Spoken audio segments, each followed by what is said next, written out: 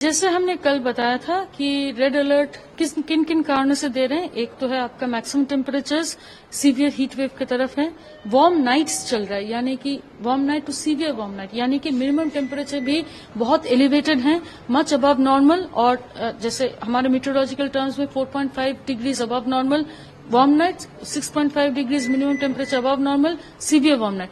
Warm night होने से क्या होता है, मैक्सिमम दिन का जो मैक्सिमम टेम्परेचर जल्दी पहुंच जाती है, यानी कि जो मैक्सिमम टेम्परेचर आपका 11:30 या 12-1 बजे होती है वो 9-9:30 बजे तक पहुंच जाती है, वो भी बहुत खतरनाक होती है। ये दोनों कारण के साथ तीसरी कारण है स्ट्रांग सरफेस विंड्स ब्लो कर रही है जो 25 से 35 किलोमीटर प्रति घंटा और 45 से 47 डिग्री का टेम्परेचर के साथ बह रही है।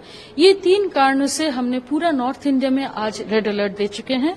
मगर हमारा ये जो रेड अलर्ट का जो वार्निंग है कल से हम थोड़ा घटाएंगे। मेनली एक पश्चिम विक्षोभ आ रहा है वेस्ट की तरफ, जिसके चलते हमारा जो north western Himalayan region, Punjab, Haryana, इन सभी राज्यों में थोड़ा अरेबियन सी से मॉइस्चर आ रही है, जिसके चलते आज शाम से ही थोड़ा बादल और थोड़ा बारिश का भी उम्मीद है नॉर्थ वेस्ट इंडिया में। दिल्ली को खास करके नहीं बोल रहे हैं, मगर नॉर्थ वेस्ट इंडिया में होने की पॉसिबिलिटी है, जिसके चलते हीट वेव का स्थिति थोड़ा कम होने का संभावना है। आज रेड के बाद कल ऑरेंज जाएंगे पंजाब हरियाणा में, और आज ऑरेंज के बाद येलो में चले जाएंगे पहाड़ी क्षेत्र में, और दिल्ली के लिए रेड से कल से येलो में चले जाएंगे। ईस्ट की तरफ अगर बात करें तो एक हमारा धीरे धीरे ईस्टर्ली स्ट्रेंथन हो रही है, ये बहुत पॉजिटिव सिग्नल है मानसून एडवांस का। तो जो बिहार झारखंड एरिया है वहां बिहार में आज रेड अलर्ट के बाद कल से येलो अलर्ट में, ऑरेंज अलर्ट में जाएंगे, और झारखंड में आज ऑरेंज अलर्ट के बाद कल से येलो अलर्ट में चले जाएंगे। ये इसलिए जा रहे हैं क्योंकि ह्यूमिडिटी थोड़ा पेनिट्रेट करेगा ईस्ट इंडिया में, तो इसके चलते थोड़ा बादल और बारिश होने का भी पॉसिबिलिटी है, तो हीट वेव डिक्रीज करेगा। मगर जो कोर हीट वेव का जोन है उत्तर प्रदेश, यहाँ दोनों तरफ से ही बहुत ज्यादा सिग्नल नहीं मिल रहा है कि हीट वेव का स्थिति कम होने का। यहाँ अगले 3 से 4 दिन तक रेड अलर्ट जारी रहेगी।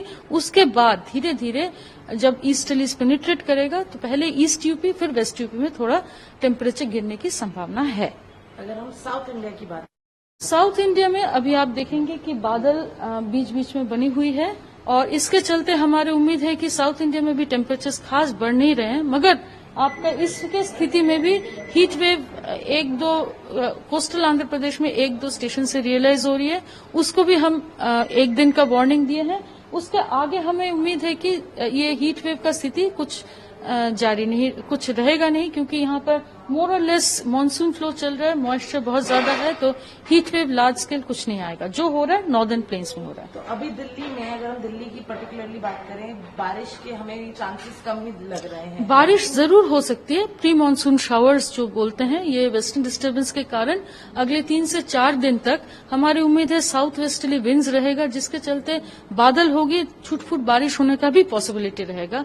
ये बहुत, जिसके चलते हम इतना हीट वेव को रिड्यूस कर रहे हैं, वो क्लाउडिंग और थोड़ा बहुत रेन का भी है। और ये जो उमस भरी गर्मी जिसको आपको डिस्कम्फर्ट महसूस हो रही है, वो यही सिग्नेचर दे रहे हैं कि आपका मॉइस्चर इस एरिया में बढ़ रहा है।